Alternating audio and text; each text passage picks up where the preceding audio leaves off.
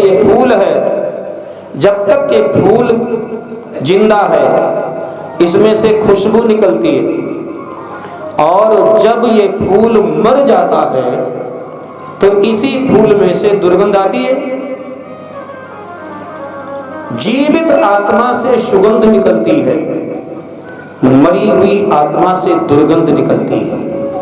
और जिस आत्मा से दुर्गंध निकलती हो, दुर्गंध समझ लो जिंदा नहीं है, मरी हुई है। भूत प्रेत जिंदा नहीं रहते क्या? अरे भूत प्रेत जिंदे ही तो होते हैं, लेकिन मरने के बाद वो भूत बनता है। मरने के बाद भूत बन गया, जिंदा है। तो मरी हुई आत्मा की दुर्गंध क्या है? जिसमें प्रेम नहीं है, भाव नहीं है, श्रद्धा नहीं है, मानवता नहीं है, विश्वास नहीं है, सदाचार नहीं है, मानवोचित गुण जिसमें नहीं है। मानवोचित गुण से विपरीत ही आचरण जिसके जीवन में है, समझ लो शास्त्र की दृष्टि से वो आत्मा जिंदा नहीं है, वो आत्मा मरी हुई है। एक व्यक्ति इतनी बदबूवत, इतनी गंदगी उसमें हो जाती है कि पूरे घर को गंदगी से भर देता है, बदबू से भर देता है, पूरे मोहल्ले को बदबू से भर देता है, पूरे गांव को बदबू से भर देता है, पूरे समाज को बदबू से भर देता है। पूरे समाज को अपने कुत्सित आचरणों के द्वारा, दुराचरणों के द्वारा, पापाचरणों के द्वारा, गलत सोच के द्वारा, गलत कर्मों के द्वारा बदबू फैलती है। इसलिए जितनी आत्मा कमजोर होगी, कमजोर आत्मा, नायमात्मा बलहीनेन लव्यः, वेद भगवान कहते हैं आत्मा को बलवान बनाओ। कमजोर आत्मा किसी के लायक नहीं, आत्मा को बलवान बनाओ। मोक्ष के मार्ग में भी, भजन के मार्ग में भी कमजोर आत्माएं सफल नहीं हो सकती हैं। इसलिए नरसिंह मेहता ने कहा, हरिनो मार्ग छे सूरानो। भगवान का मार्ग कमजोरों का नहीं है, कायरों का नहीं है। कमजोर क्या भगवान के मार्ग में चलेगा? क्योंकि ये त्याग का मार्ग है, बलिदान का मार्ग है। कितना व्यक्ति कर सकता है? हाय हाय हाय हाय हाय हाय मची है। अपना सर्वस्व परमात्मा के चरणों में समर्पण कर देना और प्रसाद के रूप में अपनी जिंदगी को जीना, ये कोई साधारण बात है? कहना अलग बात है, गाना अलग बात है। तन मन धन सब तेरा, तेरा तुझको अर्पण क्या लागे मेरा। लेकिन प्रैक्टिकल करके देखो तब पता चलता है। तन मन धन सब तेरा, हे प्रभु सब तेरा है। प्रैक्टिकल किया जाए तब ना। इसीलिए नरसिंह मेहता कहते हैं, हरिनो मार्ग छे सूरानो। भगवान का मार्ग, भक्ति का मार्ग वीरों का है, कमजोरों का नहीं है। शास्त्र कहते हैं बलवान बनो, बलवान बनो। लेकिन हम लोगों ने आज के समय पर बल का मतलब है कोई ऊंचा ओहदा मिल जाए, बहुत धन हो जाए, बहुत संपत्ति हो जाए, बहुत सामाजिक पावर हो जाए, इसी को बल माना गया है। यद्यपि ये बल नहीं है, ये तो उधार है। तुम्हारा क्या है? तुम्हारे पास थोड़ा बैंक बैलेंस ज्यादा है, अपने को ताकतवर मानते हो, तो तुम्हारी ताकत कहाँ है? थोड़ी कुर्सी, बड़ी मिल गई इसलिए ताकतवर बन मानते हो, थोड़ा धन ज्यादा है, जो धन से ताकतवर बनता है, पद से ताकतवर बनता है, वो वस्तुतः व्यक्ति की ताकत नहीं है। धन चला जाएगा ताकत खत्म हो जाएगी, पद चला जाएगा ताकत खत्म हो जाएगी, प्रतिष्ठा चली जाएगी ताकत खत्म हो जाएगी। ताकत, शास्त्र कहते हैं बलवान बनो। बलवान होने का मतलब तुम स्वयं को बलवान बनाओ, और स्वयं को बलवान तभी बनाओगे, तभी स्वयं बलवान तभी बन पाओगे जब आत्मा की खुराक आत्मा को मिलेगी, और आत्मा की खुराक है ज्ञान। ज्ञान इसलिए कहा नहीं ज्ञानेन सदृशम पवित्रम इह विद्यते, ज्ञान से बढ़कर के कोई संपत्ति नहीं है, ज्ञान से बढ़कर के कोई बल नहीं है, ज्ञान से बढ़कर के कोई तीर्थ नहीं है, ज्ञान से बढ़कर के कुछ है ही नहीं। ज्ञाते तत्वे कह संसारा। तो जैसे डिस्चार्ज बैटरी को ऊर्जा से चार्जर से लगा करके हम बैटरी को रिचार्ज करते हैं, उसी प्रकार इस संसार में आए हैं। संसार में बैटरियां तो अच्छी अच्छी हैं, बड़ी अच्छी कंपनी की हैं, लेकिन कितनी ही अच्छी कंपनी की बैटरी हो, काम तो लें और यदि उसको रिचार्ज न किया जाए तो कब तक। यहाँ तो काम तो लिया जा रहा है, संसार में रातों दिन हम जो कर्म करते हैं, इन कर्मों से आत्मा रूपी बैटरी डिस्चार्ज होने के सिवाय और कुछ नहीं होता है। डिस्चार्ज होती है, और डिस्चार्ज करने की ऊर्जा मालूम, कानों से ऊर्जा जा रही है, आंखों से ऊर्जा जा रही है, वाणी से ऊर्जा जा रही है। हमारे सुबह से लेकर के शाम तक जो भी हम कर्म करते हैं, जो भी हम सोचते हैं, जो हमारा ढंग है, उससे आत्मा की ऊर्जा का क्षरण होता है। आत्मा ही तो कमजोर होती है। इसीलिए उस आत्मा को बलवान बनाने का प्रयास करो, और बलवान बनाने का यही है ये गीता, भागवत, रामायण, शास्त्र, उपनिषद, इनके माध्यम से, सत्संग के माध्यम से आत्मा को बलवान बनाओ। इसी से आत्मा रूपी बैटरी रिचार्ज होती है, ताकतवर बनती है। जितना कमजोर आत्मा होगी, लक्षण है, महात्मा लोग पहचान लेते हैं, कोई भी व्यक्ति पहचान सकता है। जितनी आत्मा कमजोर होगी उतना ही व्यक्ति नकारात्मक सोच से भरा होगा। नकारात्मक सोच, जितनी अंदर से व्यक्ति कमजोर होगा उतना ही नकारात्मक सोच से भरा होगा, और जितना ही अंदर से ऊर्जावान होगा उतना ही सकारात्मक सोच वाला होगा। यही लक्षण है। जितनी बुराइयां पैदा होती हैं, मनुष्य का पतन, जिन कर्मों से मनुष्य का पतन होता है, एक कमजोर आत्मा गिरती है।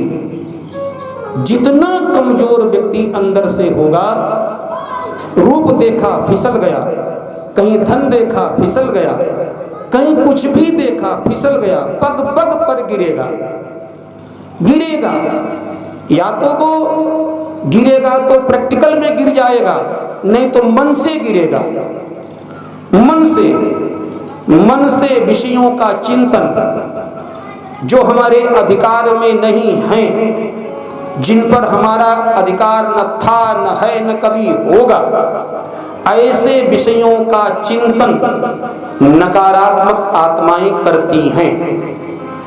नकारात्मक और सकारात्मक, जिस भले ही धन न हो, एक व्यक्ति के पास धन नहीं है, पद नहीं है, बहुत कुछ ऐश्वर्य नहीं है, लेकिन उसकी आत्मा बलवान हो सकती है। आत्मा बलवान हो सकती है, हैं? बड़े बड़े लोगों को, यानी कितने बड़े बड़े लोग कहलाते हैं, हाय हाय हाय हाय हाय हाय लूट मची है, लेकिन गरीब रिक्शा चालकों को 20-20 लाख रुपए के एक सूटकेस ब्रीफकेस मिल जाते हैं। मजदूर हैं, सफाई कर्मचारियों को कभी कभी मिल जाते हैं, गरीब रिक्शा चालकों को मिल जाते हैं। वो खोज करके कैसे उस व्यक्ति के पास पहुंचाया जाए, पहुंचाते हैं। जरा अभी विचार करो, एक के पास जेब भरी हुई है और फिर भी दूसरे की जेब काटने की वो जुगाड़ में है, उसकी आत्मा कैसी होगी। और एक के घर में रोटी नहीं है, बच्चों के फीस के पैसे नहीं हैं, पत्नी के लिए कपड़े नहीं हैं, मजदूर आदमी है और 20 लाख रुपया मिला है, सोचे जिंदगी बन गई। लेकिन वो व्याकुल हो जाता है, परेशान हो जाता है कि भाई जिसका है उसके पास पहुंच जाए, जिसका है उसके पास पहुंच जाए। यही है आत्मा का बल और आत्मा की कमजोरी। इसलिए और यही सबसे बड़ा तीर्थ है, सबसे बड़ा। सत्संग से बिनु सत्संग विवेक न होई। विवेक का मतलब क्या है? विवेक का मतलब ये नहीं कि आप बहुत बढ़िया बोलना सीख गए, भाषण देना सीख गए, ना, इसका विवेक से कोई लेना देना नहीं। विवेक है हमारी आंतरिक सोच क्या है, हमारी अंतस चेतना में क्या चल रहा है, हमारे अंदर नकारात्मक भाव है कि सकारात्मक भाव है। बस यदि सकारात्मक भाव हमारे अंदर है तो समझ लो हमारे अंदर का विवेक जागा है। तो ये श्रीमद् भागवत ज्ञान यज्ञ है। इसी भाव को, इसी लक्ष्य को प्राप्त करने के लिए श्रीमद् भागवत का भी एक प्रयोग है। ये प्रयोग है जो व्यक्ति वक्ता अपने ऊपर भी इस प्रयोग को कर सकता है और श्रोता सुनकर के अपने ऊपर इसका प्रयोग कर सकते हैं। ये श्रीमद् भागवत अद्भुत है, क्योंकि भगवान वेद व्यास जी ने बहुत कुछ लिखा है। इतना लिखा है क्या कोई लिखेगा?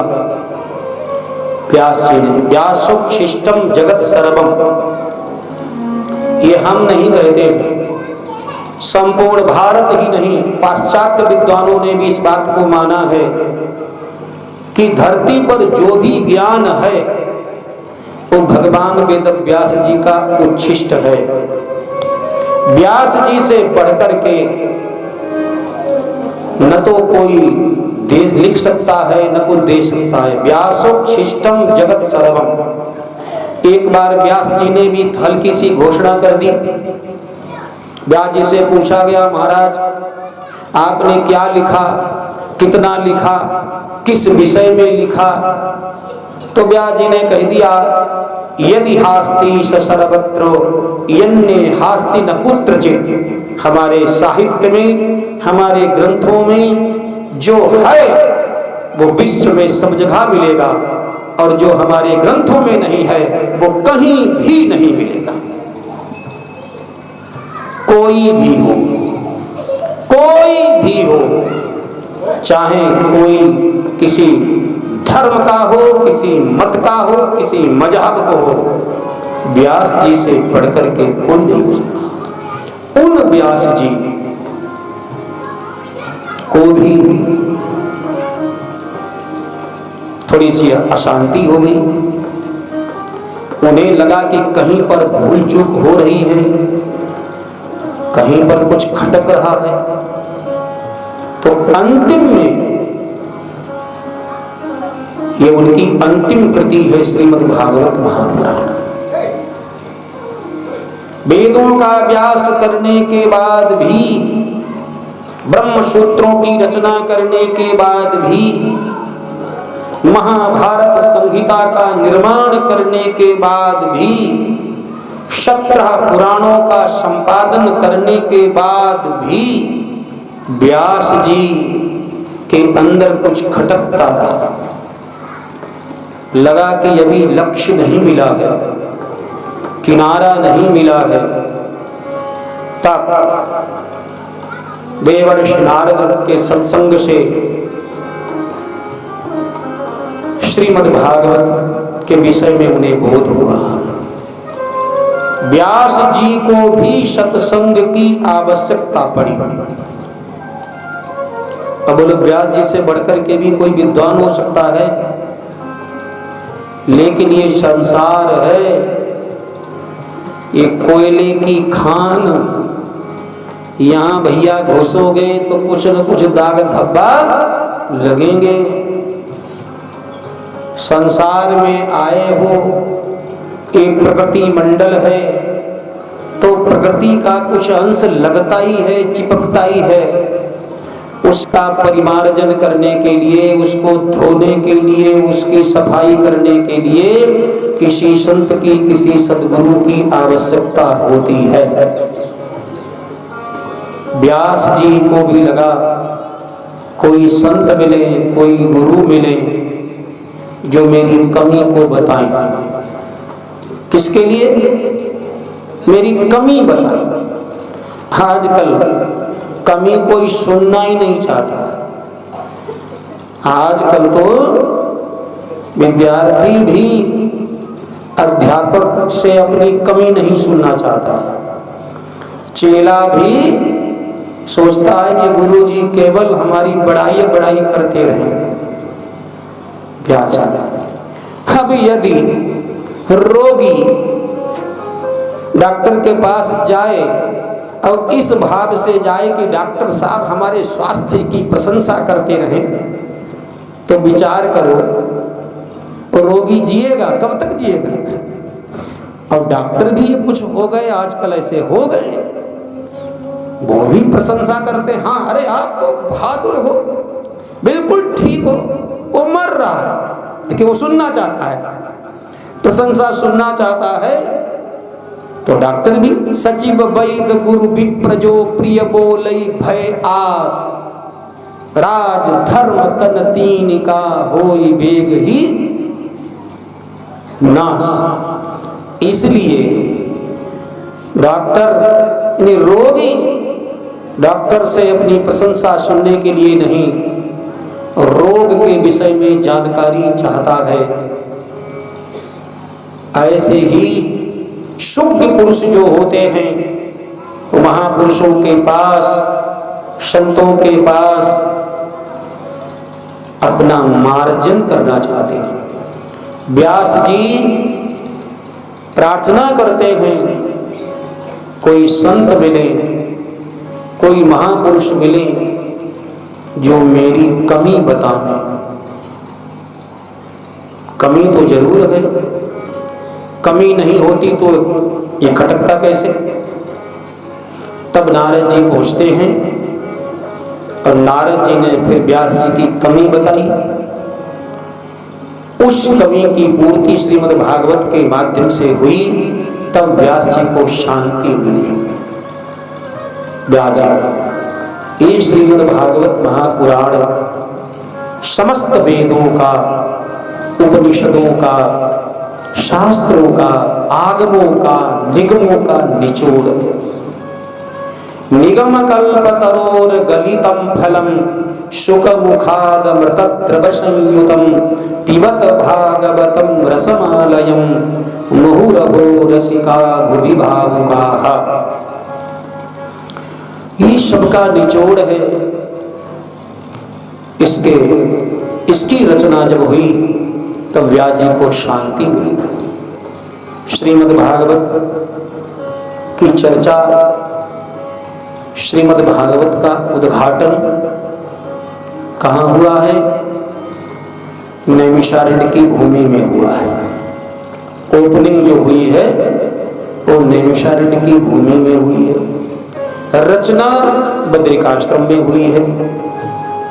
बद्रिकाश्रम ब्रह्म नद्यां सरस्वत्यां आश्रमः पश्चिमे तटे शम्या प्रास इति प्रोक्त ऋषीणां सत्रवर्धन। बद्रिकाश्रम के ऊपर जो माना गांव है, सरस्वती नदी है, उस सरस्वती नदी के तट पर भगवान वेद व्यास जी ने श्रीमद् भागवत की रचना की। लेकिन हम लोगों को जो श्रीमद् भागवत प्राप्त हुआ है, मनुष्य लोक में रहने वाले प्राणियों को, वो नैमिषारण्य की भूमि से प्राप्त हुआ है। नैमिषारण्य में सूत शौनक संवाद, नैमिषारण्य किसे कहते हैं? कहते एक बार शौनकादि ऋषि ब्रह्मा जी के पास गए। ब्रह्मा जी से कहा, महाराज हमको कुछ भजन अनुष्ठान करना है, साधना करना है, थोड़ी शांति की जगह बताओ जहां हम शांति से रह करके भजन कर सकें।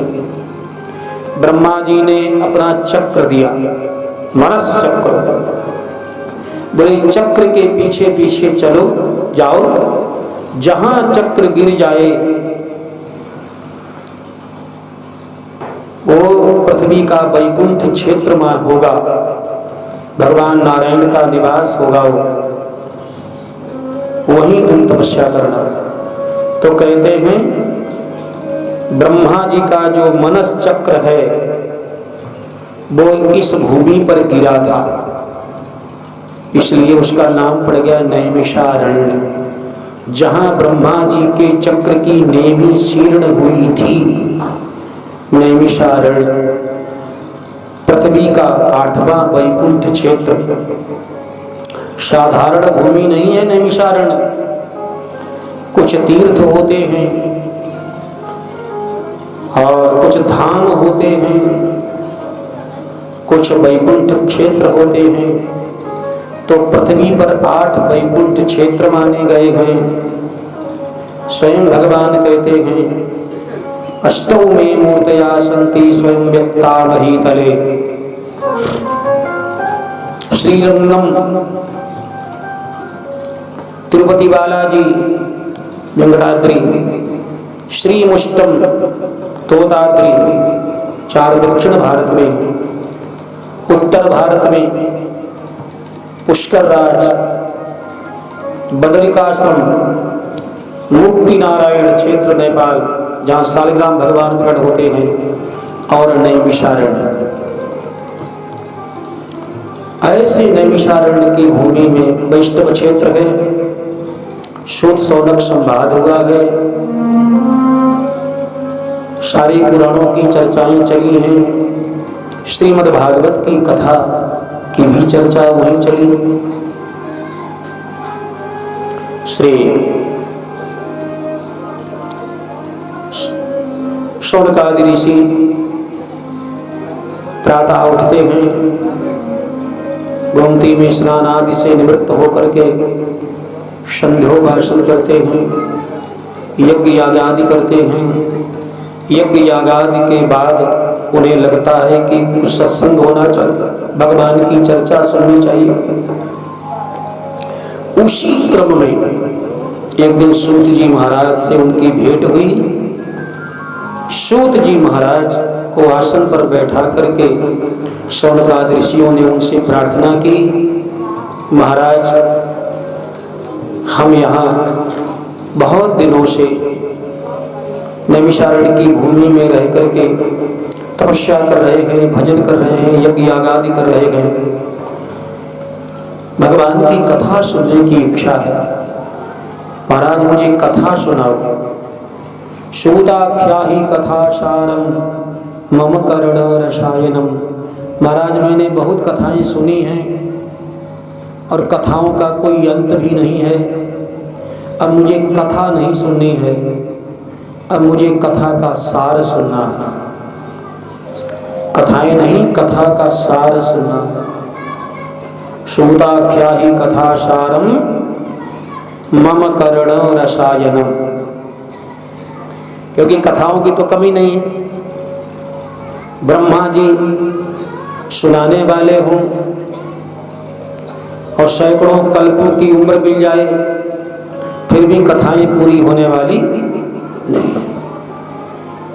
कथाएं तो हमारे यहाँ वेदों की कथाएं, उपनिषदों की कथाएं, शास्त्रों की कथाएं, पुराणों की कथाएं, उपपुराणों की कथाएं, औपपुराणों की कथाएं, और फिर कथाएं जितने दिन, हर दिन की कथाएं, हर तिथि की कथा, हर दिन की कथा, और नई नई कथाएं, सत्य कथाएं, ये कथाएं, वो कथाएं।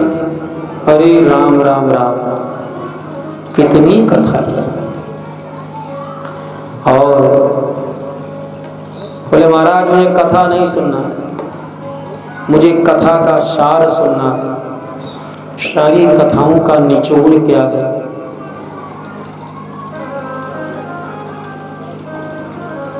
सूताख्या ही कथा सारम मम करणो रसायनम। जो कानों में रसायन का काम करे, औषधि का काम करे। देखो कथाओं से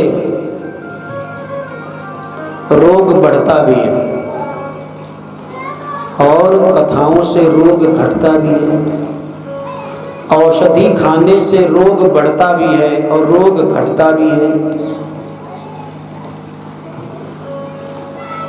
कुछ तो इसीलिए बीमार होते हैं कि बस जिसने बताया सोई दवा खा ली। और हमारे यहाँ दवा बताने वालों की कमी नहीं है। सब बीमार और सब डॉक्टर, कोई भी दवा बताने लगता है, कोई भी दवा, सब बीमार हैं और सब डॉक्टर हैं। वैसे ही उसकी दवा खाई और बीमारी बढ़ती है। श्रुति पुराण बहु कहो उपाई, छूटन अधिक अधिक अरुझाई। और उलझता जाता है व्यक्ति। कथा का अर्थ है, कथा का उद्देश्य क्या है? कथा का उद्देश्य है मन में रहने वाला संशय, बुद्धि में रहने वाला भ्रम, चित्त में होने वाला मोह दूर हो जाए। ये हमारी जो आंतरिक जो व्याधियां हैं, इन व्याधियों को दूर करना ही कथा का उद्देश्य है। मन में जो बीमारी होती है, नंबर 1 की बीमारी, उसका नाम है संशय। बुद्धि में जो बीमारी होती है उसका नाम है भ्रम। और चित्त में जो बीमारी होती उसका नाम है मोह। और तीनों ही भयंकर बीमारियां हैं। संशय, धर्म के विषय में संशय हो जाए, शास्त्र के विषय में संशय हो जाए, परमात्मा के विषय में संशय हो जाए, लोक परलोक के विषय में संशय हो जाए, निश्चय विनाश होगा। फिर व्यवहार में पत्नी के विषय में संशय हो जाए, पति के विषय में संशय हो जाए, भाई के विषय में संशय हो जाए, बाप के विषय में संशय हो जाए, माँ के विषय में संशय हो जाए, अड़ोसी पड़ोसी के विषय में संशय हो जाए। बोलो जिंदगी नरक बनती कि नहीं बनती? संशय आग है। आध्यात्मिक जीवन में स्वयं जलता है और व्यावहारिक जीवन में संशय हो जाए तो स्वयं भी जलता है और दूसरों को भी जलाता है। और धर्म के विषय में संशय हो जाए, भगवान के विषय में संशय हो जाए, लोक परलोक के विषय में संशय हो जाए, अपनी अस्मिता, अपनी परंपरा, अपनी मान्यताओं के विषय में संशय हो जाए तो समझ लो व्यक्ति अंदर ही अंदर जलता है, नष्ट होता है। बुद्धि में भ्रम हो जाए। भ्रम का अर्थ होता है विपरीत ज्ञान। भ्रम का अर्थ है कि वो जानता तो है लेकिन उल्टा जानता है। भ्रम का मतलब है भ्रमादि जानते बहुत हैं लेकिन उल्टा जानते हैं। उल्टा विपरीत ज्ञान उनकी खोपड़ी में होता है।